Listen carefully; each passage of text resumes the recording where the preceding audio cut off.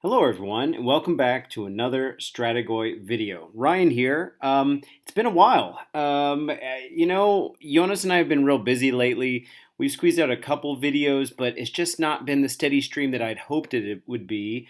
But I've kind of changed functions at work, and things have slowed down a little bit. But now, I saw that we've kind of gone through a dry spell here, and I had been working on getting out a series on shooting in fourth edition, um, and almost finished analyzing every unit in the game as it currently stands.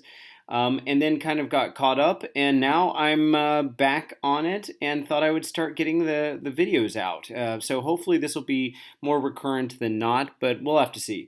Anyway, before we get going into this video, I just want to say don't forget to hit all the like, shares, and subscribes, all that good YouTube stuff to keep the algorithm flowing in the right direction. We built up quite a bit of steam in the past few months, and then Jonas and I have kind of dropped the ball a little bit on staying on top of it. So our apologies, but hopefully you guys are still happy to see a video when it comes out. I thought about doing more casual, easy to film stuff, but and tournament reports and stuff like that. But ultimately, we don't have that many views for those things, and I don't know.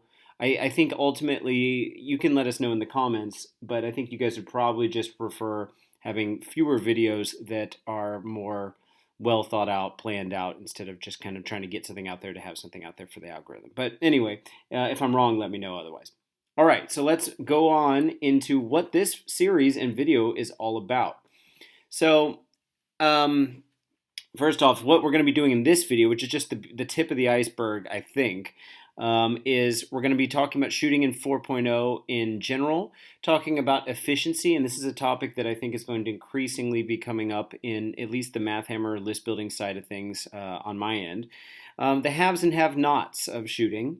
Today's main topic is the top 17 War Scrolls when they are at their base performance. We'll talk about what that means later, and then some concluding thoughts. Okay, so here we are talking about shooting in 4th edition in general. Some people are going to not agree with me on this, and that's totally fine.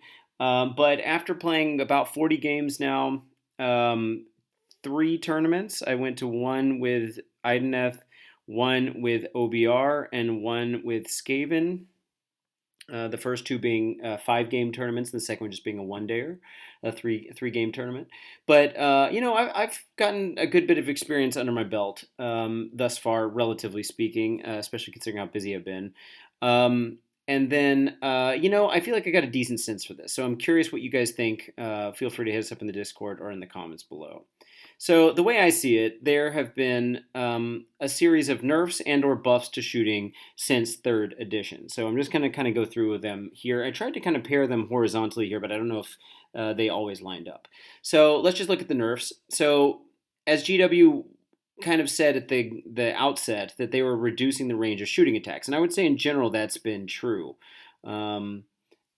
Which puts your units, your kind of castle-y shooting units, a bit more at risk because they can expect to charge probably the next turn, especially with the cavalry-heavy meta that we're in right now. But obviously it's not reduced enough to make shooting not oppressive to some people, so we'll get into that later maybe.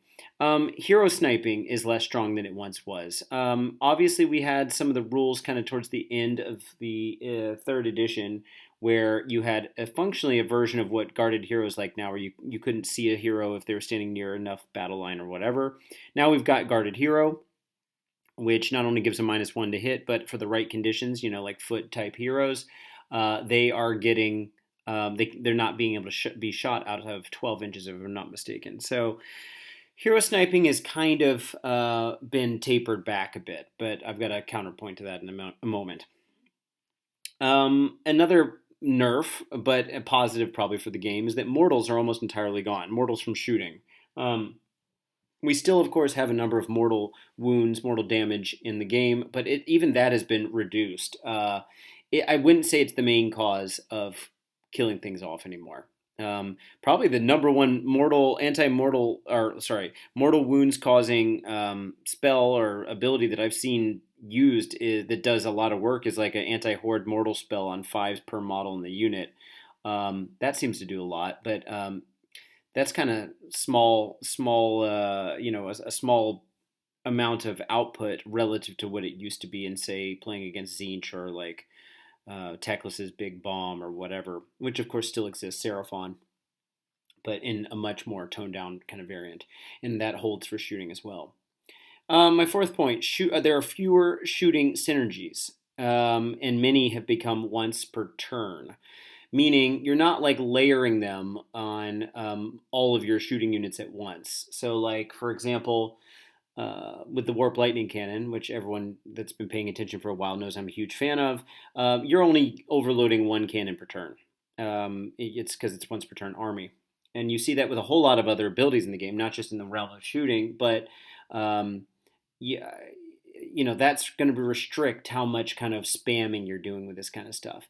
Furthermore, in general, there's just a whole lot less shooting synergies. Like, there used to be a whole lot of abilities that would say, well, all of your guys within holier than 12 inches of this hero taking a command trait or artifact or whatever get +1 to wound in all their attacks, so like shooting and melee or whatever.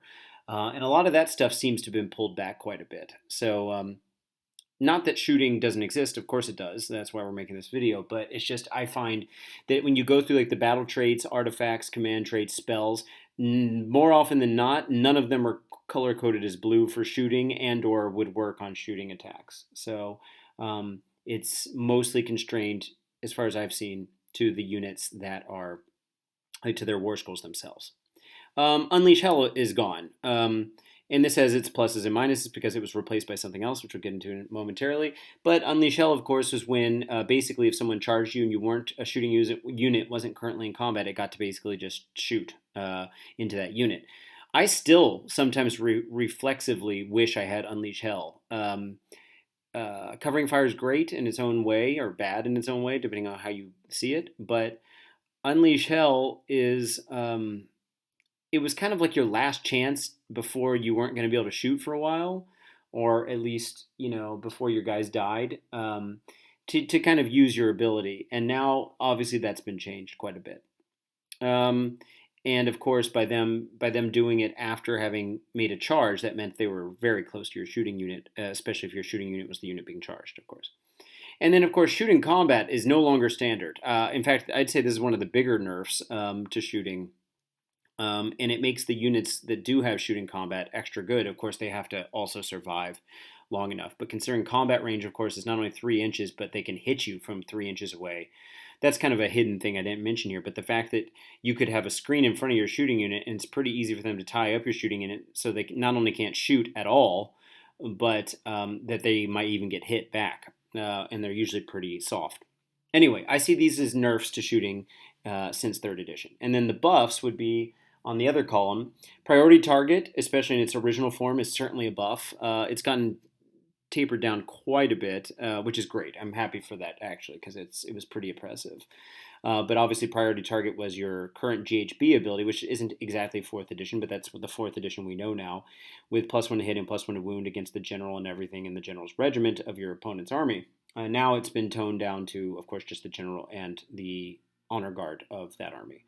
So much less, and then much less significant. And then it's also outside of only works if you're within 12 inches. So obviously that's putting you at risk with your shooting unit. But of course you could pick a shooting unit that has a 12-inch range, so it doesn't change a whole lot.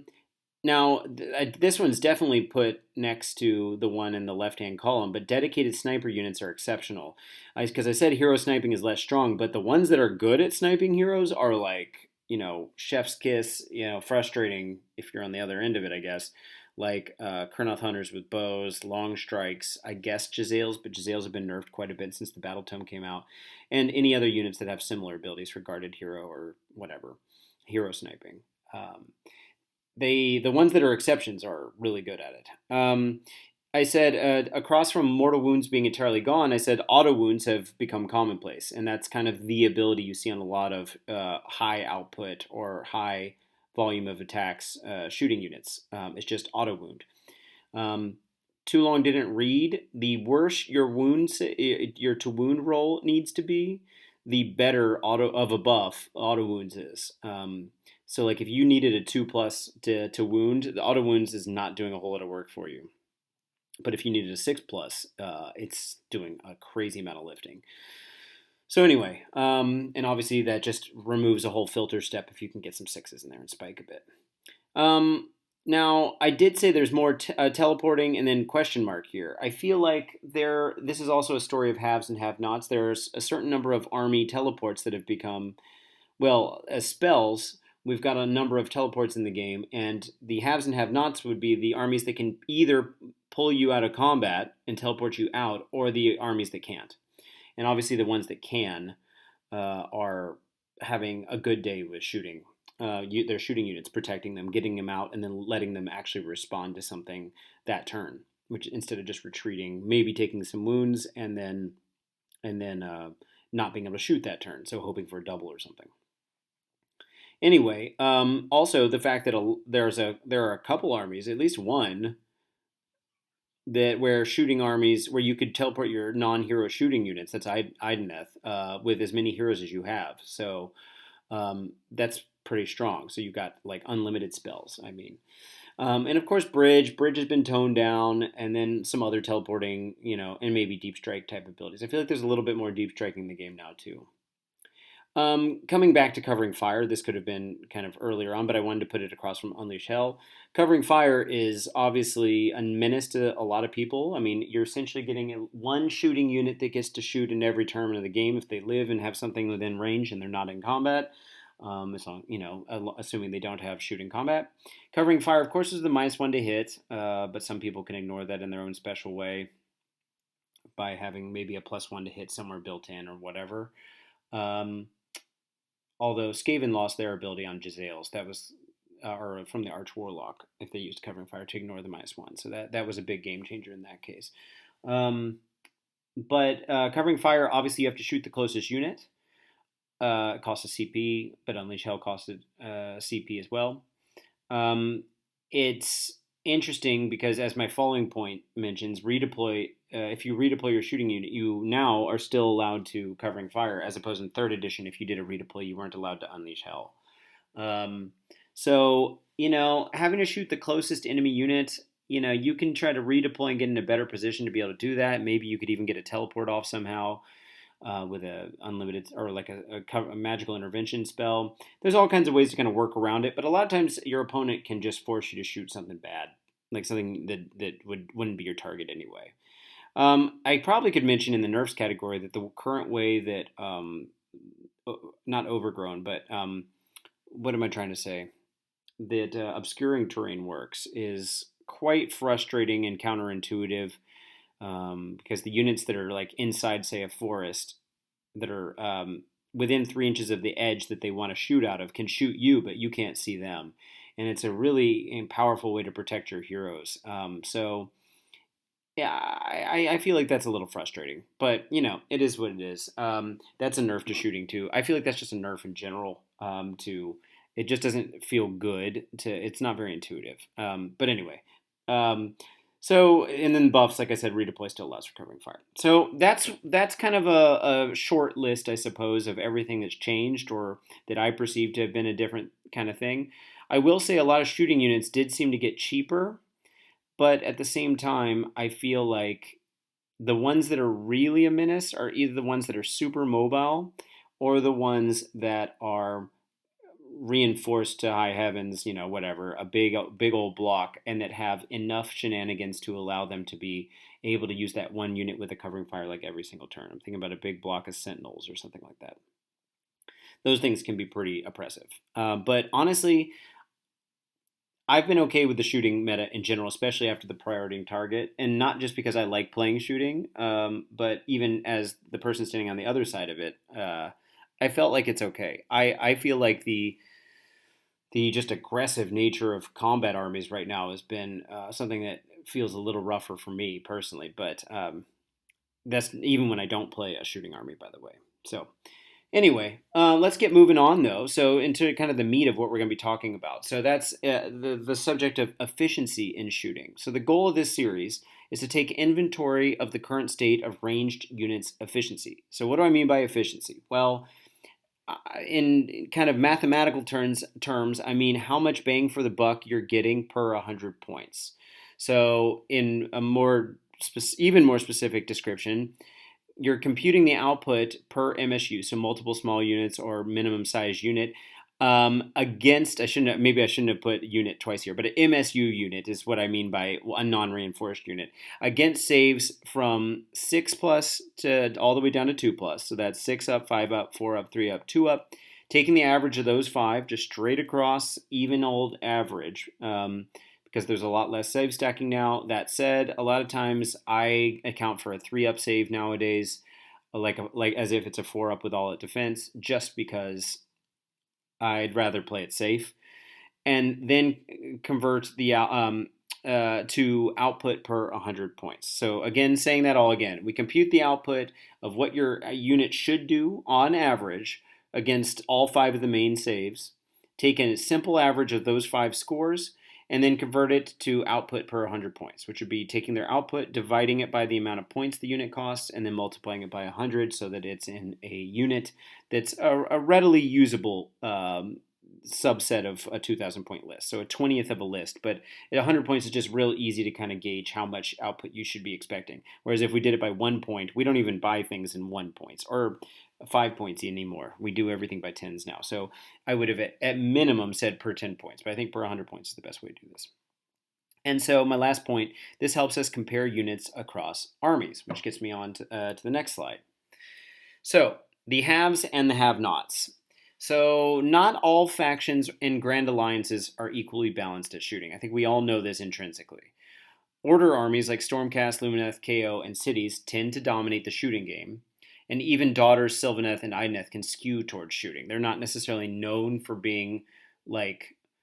No army except KO is entirely shooting, I suppose. But the difference between, say, Stormcast and Lumineth versus Daughters and Sylvaneth is that if you want to build a shooting army in Daughters of Sylvaneth, we're talking basically about 1 or 2 units. Whereas in Stormcast or Lumineth, there's a lot of good options, especially in Stormcast. And Cities has plenty of shooting options, but Cities is, of course, a big bench. Chaos, as a Grand Alliance, is probably the second best. In fact, I don't even think it is the second best, with Skaven and Slaanesh being the leaders there. Death is essentially non-shooting with some weird exceptions, like the Mortis engine. I guess you could count as Soulblight's main shooting output, but it's technically not even a shooting attack anymore. It's like in the shooting phase, or I don't even know if it was ever officially a shooting profile, but in any case, it's actually their best output if you line up all the cards right and get its charge level up. But then again, it's like a once per army thing, and it's not going off all that often, and the range isn't that big. And then on to Destruction. Though shooting pops up in random places in Destruction, the only faction that's particularly good at it is Cruel Boys. And even then, there's really only 2 units in Cruel Boys that are good. Interestingly enough, Bone Splitters, Wurgog Prophet, of course, Bone Splitters are going away in 7 months. But the Wurgog Prophet happens to be the best performing hero in shooting when it gets its once per game ability off, just on average, which is kind of interesting. But usually heroes aren't very good, and we'll talk about that later. So the top 17 most efficient base profiles, which is kind of the focus of this video. I just thought I'd include this here, a breakdown here, so that you can see it in the context of the haves and have-nots, is Order. Out of those top 17 most efficient base profiles, Order has 10 of them. Chaos has 5, and then Death and Destruction each have 1, which is saying something. I think that lets you really kind of see where kind of everything lines up. And then some considerations. Shooting isn't everything. One of the reasons I wanted to focus on shooting is because I like it, but also because the list of war scrolls that have shooting profiles is much smaller than melee, because almost every single war scroll has a melee profile. In fact, I don't think there's a single one that doesn't have one. There are some where, like, the guy hanging out with a companion, he himself doesn't have a profile, but the companion does, a melee profile. But, everything's got at least one melee profile. And it's just, it would take much longer to process all this. Plus the rules and possible buffs that you can get from them. As I mentioned, there's just a lot less shooting buffs out there. It would just exponentially be way more difficult. So I thought I would start with shooting. And by the way, I literally looked at every single shooting profile in the game as it currently stands before the Stormcast Battletome comes out. Second point, many factions make up for not having shooting with other versions of power projection, such as magic or speed and mobility. Magic, as I mentioned about mortal damage, is being reduced, has been quite curtailed here. Like I used to think of Zinj and Seraphon as particularly great, like non-shooting, not necessarily shooting power projection type armies, like ranged armies. But of course, with them having a lot of their mortal damage output reduced, I don't know if that's as true. But speed and mobility is certainly a way to project power. Think of like old Iron Jaws before the new Index, where they just basically were in your grill by basically turn one, of course, if they wanted to be. You've got other alpha armies. Sylvaneth become quite an alpha army now with its changes, and Belthanos, and plenty of other things out there that can just get where they need to be without having to rely on shooting per se to deliver it. And if you can get that, if you can get your combat, your melee output up in someone's business, it's going to do way more work than shooting is. And in a certain sense, that's just as oppressive. It's just a different kind of oppressive. But, that's kind of where we're at. And then following kind of that point, one of the reasons combat's just more oppressive, even though, of course, it's more fair in the sense that they get a chance to hit you back, is combat happens mostly 2 times as much as shooting. Obviously, I mentioned covering fire, giving 1 unit per game per opponent's turn a chance to shoot.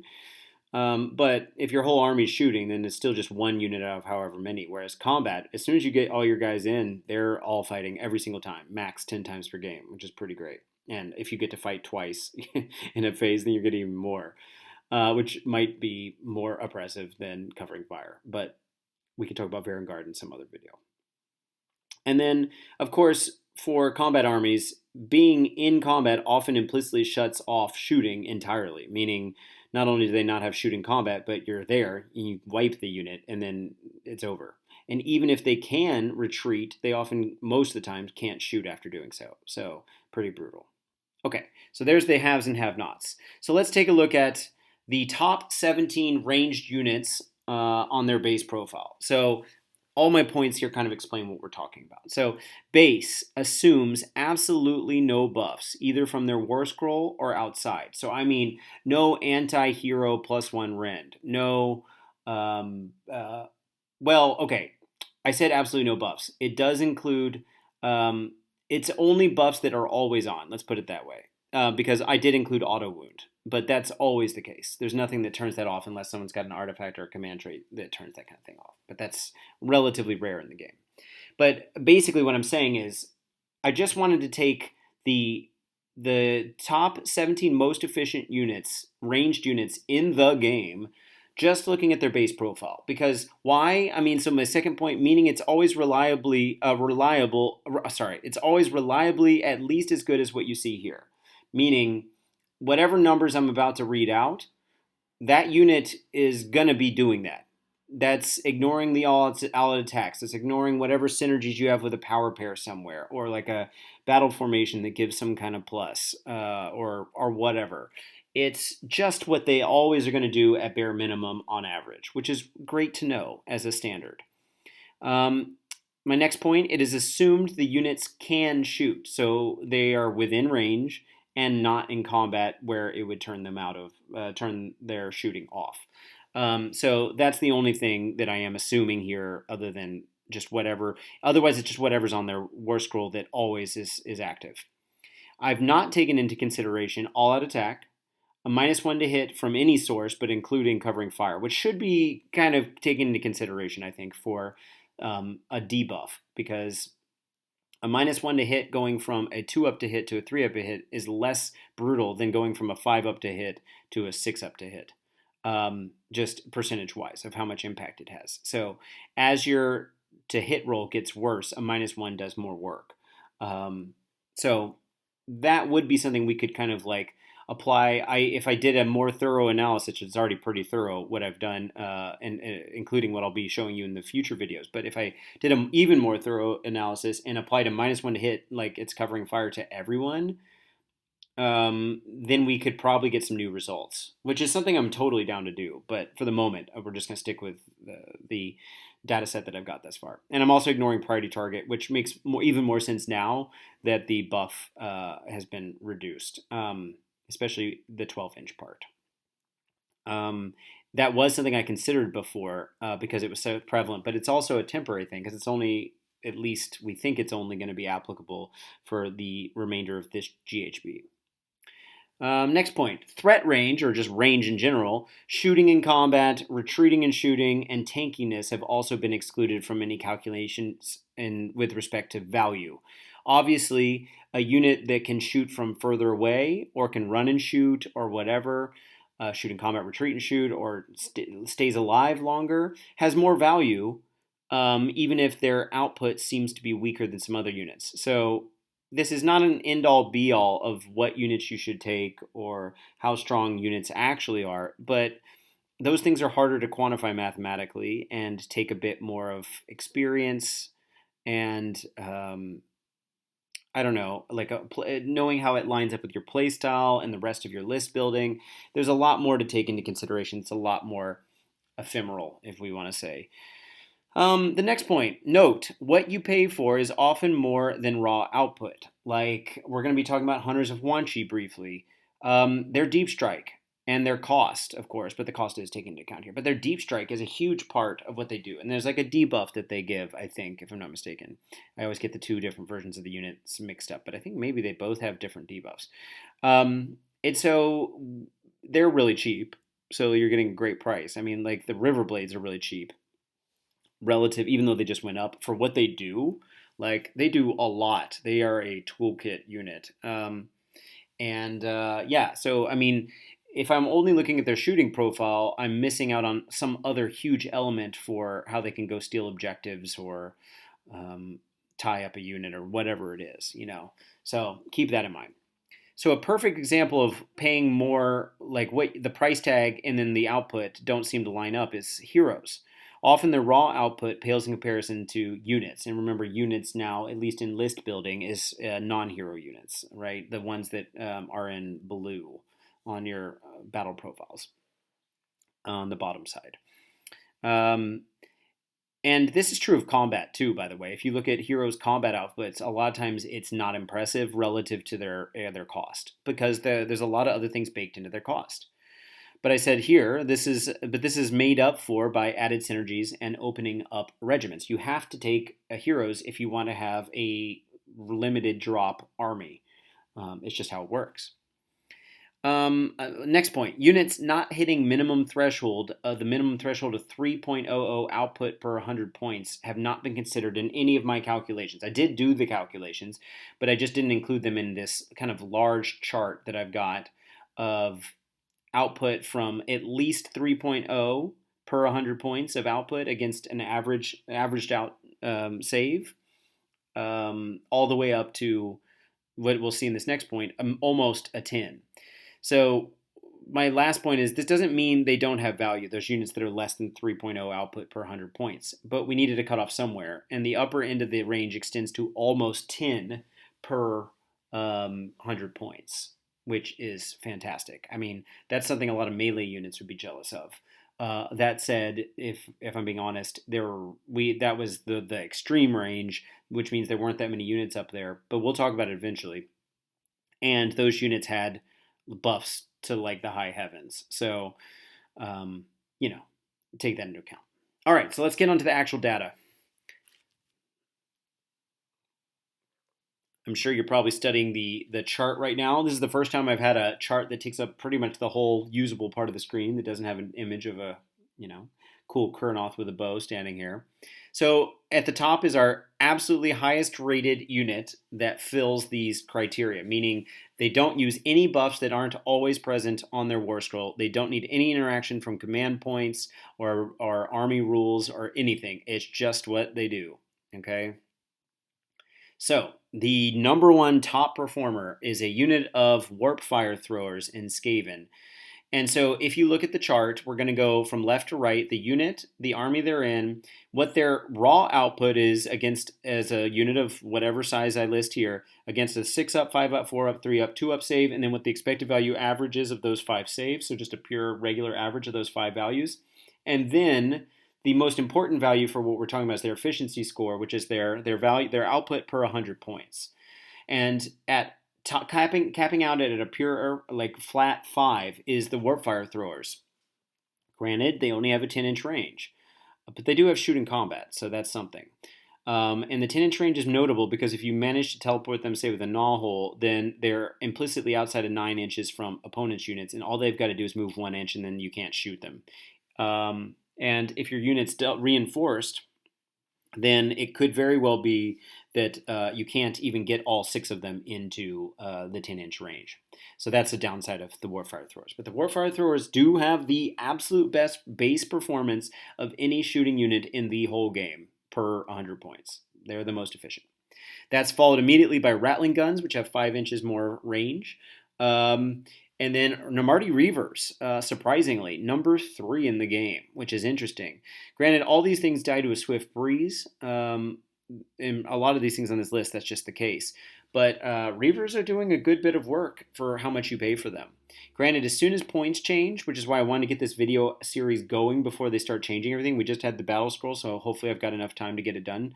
But as soon as points change, the whole chart changes, whereas the raw output numbers don't. But just that last column does change, and they order the ranking.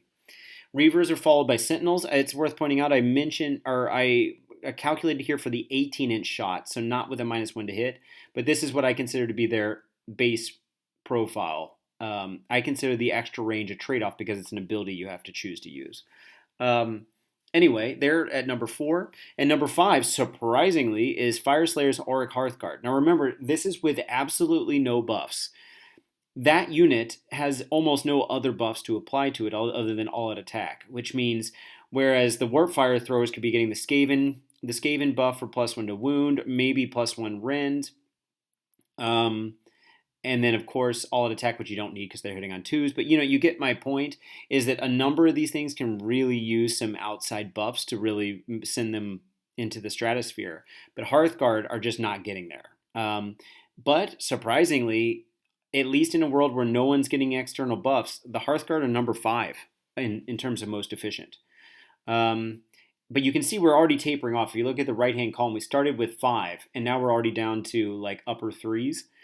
The next one is another Skaven unit, Warfolt Scourger. So you're seeing Skaven with their weapons teams are just really high on the efficiency list. Again, not using outside buffs, but still.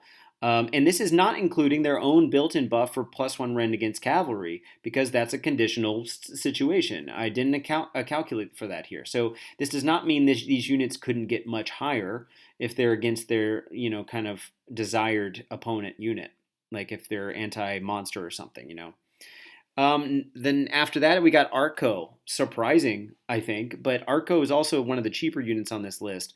And they put out once they get all the right buffs, they get pretty high in the lists. But even here, they're at like number 7 or so.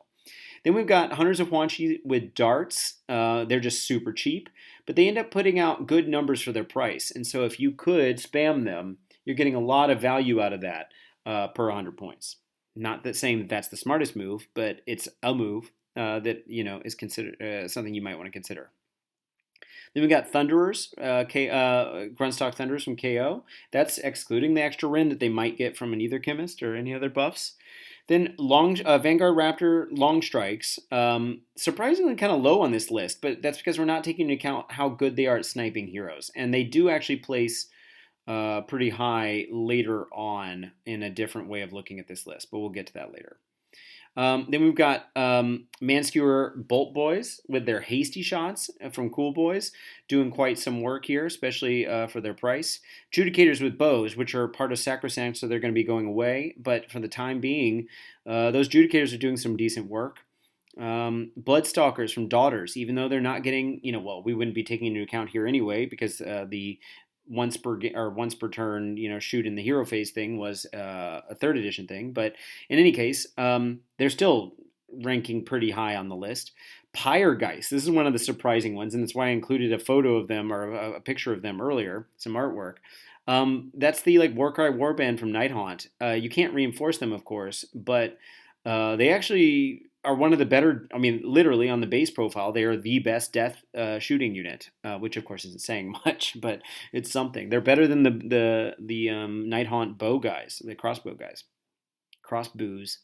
Then another surprising unit is the Rotmire Creed from Nurgle, which actually point for point outperforms Blitzbarb archers. Now, again, that's no external buffs, but that's saying something, I guess.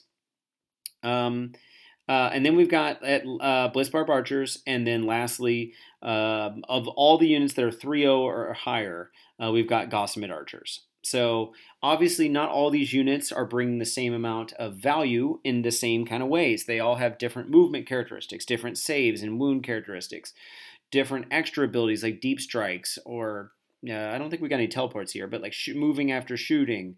I mean, some of them in their army they have teleports. Arco can get around pretty easily if you want to think of that as a teleport. Unit of Orc Hearthguard could be deep struck with a Rune Smiter on foot, if I'm not mistaken. Still, these kinds of things, right? So yeah, there's some interesting tech here that's hidden under these numbers. But this is and I wanted to start here with the base profiles just to kind of level set for what we can expect. And like I said, the upper ends of the spectrum that we're going to be able to get to with buffs, which is some of these units here, does put us at like 9.5 or so. So almost double what we're seeing here. But that said, this is still a good thing to keep in mind because at least you know if I take this unit, this is one of the top 17 most efficient shooting units, even if I can't manage to buff them, which is good. Like there are some combat units that put out worse output per 100 points than what we're seeing here for these units, even though melee, of course, is typically better. So just keep that in mind. So moving on to the next way of looking at this, I decided I would sort them by that whole list of 17 by how good they were against, adjusted for per 100 points, against specific saves. So what I have is a rank here for each of the saves and which units are in which places. So you'll see that against a 6-up save, the champion per 100 points, output per 100 points, is the Rattling Gun. And people have been talking about Rattling Guns like they're the next biggest thing. But you'll see that, and again, this is on their base profile with no outside buffs. But you'll see that immediately as soon as we go to a 5-up save, Warfire throwers on their base profile end up doing more than Rattling Guns, even though Rattling Guns have 50% more attacks statistically. But anyway, going back to 6-up saves, so we've got Rattling Guns, Namarti Reavers, Warpfire throwers with their Rend, 2 Rend, Venari Sentinels, and then Arcanaut Company. Surprisingly, all of these, those are the top 5 against a 6-up save per 100 points. And then against a 5-up save, number 1 gets taken over by Warpfire throwers, so they basically skip up a couple spaces, and Rattling Guns go down 1, and Reavers go down 1. Sentinels and Artco stay where they were in 4th and 5th place, respectively. The 4-up save is exactly the same, except Artco gets replaced by Auric Hearthguard by Fire Slayers. The 3-up save column is identical to the 4-up save column, so everything stays the same.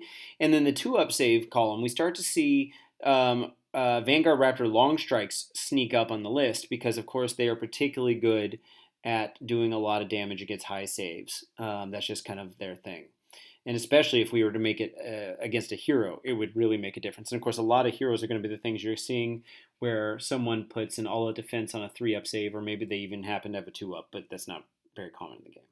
So that's a different way of looking at this. We're still looking at output per 100 points, but now we're, instead of sorting on, if I go back to the other chart, we were sorting on per 100 points of the expected value average, so taking into account all 5 saves equally where they scored.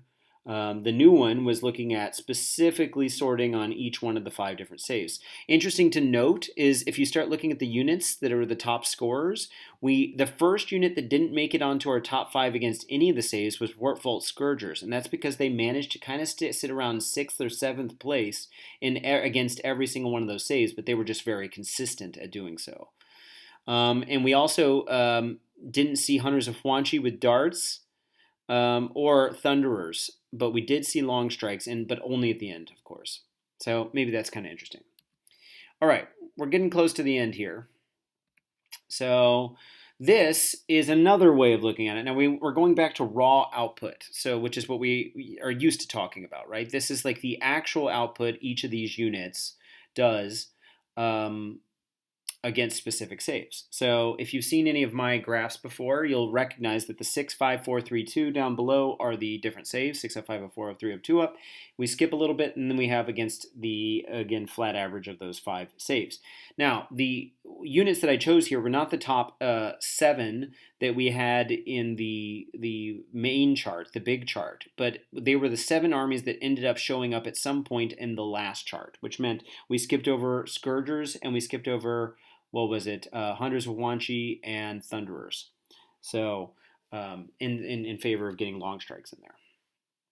But anyway, so what are we looking at here? Well, we are looking at their actual raw output at each one of these things. So warp fire throwers, you'll see, let's say we look at, I've listed them in the order that they appeared also in the original chart on average saves where they came out.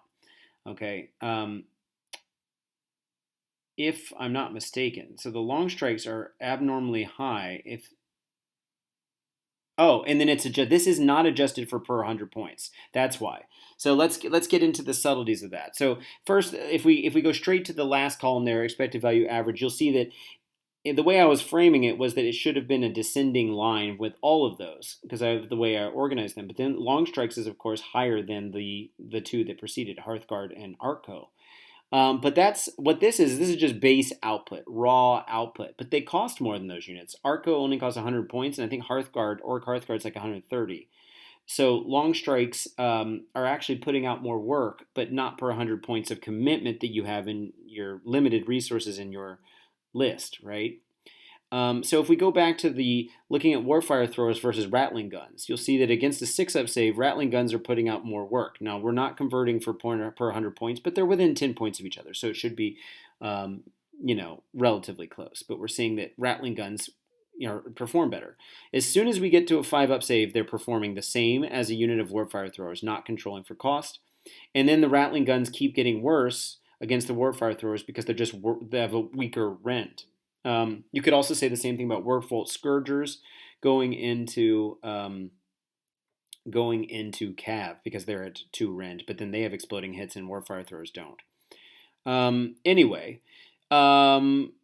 then you could look at any other trend you like here. It seems to be that Reavers and Sentinels always have the same output. And guess what? They are literally the same unit, but they just cost different amounts. If I'm not mistaken, Sentinels are 150 and Reavers are 130, which means that's why Reavers always scored higher in efficiency, is because even though they're doing the same output, you're not paying as many points for them.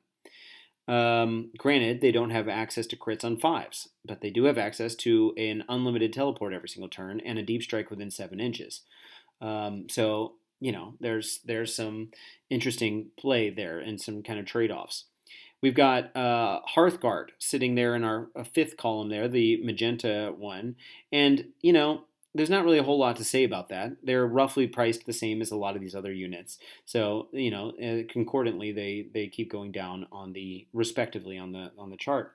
Artco is the lowest output in general, but then they end up scoring high on this list because of how cheap they are, being the cheapest unit on the list. And then long strikes, of course, like I said, are actually putting out more output at times than almost everything. I think when we look at a 2-up save, rattling guns end up putting out, it looks like a basically identical work to long strikes. But of course, rattling guns are 40 points cheaper, which makes them a good bit more efficient. And then the only thing that's performing better than long strikes against a 2-up save is warfire throwers, and they're 50 points cheaper, which just puts them so high on this list. Okay, so I hope that makes sense. Again, this one is not controlling for per 100, which is kind of helping explain a little bit of how your gut might be saying, well, I know this unit puts out more work, but what do you mean? So in kind of summary here, looking at efficiency is not the whole picture by any means, but it starts to give a meaningful outlook on the big picture. So it's hard to compare units from army to army or even within a book, a battle tome, but this is a way to kind of understand why things work the way they work and how much of a trade-off you're giving to get that unit that has a lot of punch, but If you sink a lot of points into that one unit that's got a lot of punch, and for some reason it gets turned off, say Bellicord, or it's out of range, or someone comes and charges it, whereas you could have been spending a much more cost efficient unit that also performs well at scale, and then you spread it out across your army, they can't tie up all of them at once, probably. Or if they do, you're probably losing anyway. Um, and then you're still getting a good chunk of your efficiency out that you paid for. So that's one of the reasons why looking at efficiency is important. Kind of the other side of it is my second point, that spamming efficient units is only valuable over less efficient units if they are less dependent on one-off buffs. So if you were running a more old version of priority target type army where you could buff one unit to high heavens and it's just going around absolutely deleting things by itself, that's better to put even like putting more value into as much value into that one big block as possible. Because like let's say dark shards, by the way, the spoiler alert, are one of the best performing units when they get all their buffs on, efficiency wise. But no unit of 20 dark shards is going to do the same amount of work as six, like, I don't know, let's say against a hero that six long strikes are going to do, if they get all the right buffs off. Or at least, yeah, per efficiency. Like if you took tons of units of dark shards, then you're going to get it spread out over your army, and that's pretty good. But if you really can only get all of your great buffs on one unit at a time, it's probably better to put it into the one that's going to make the most of those buffs, if that makes sense. The ones that are just going to absolutely, skyrocket.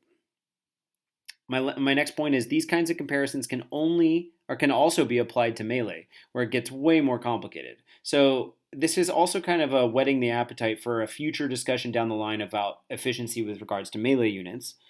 But like I mentioned at the beginning, there's just so many different overlapping buffs that you can kind of have with melee units that just make the amount of different possible permutations of which buffs could be on them way more complicated.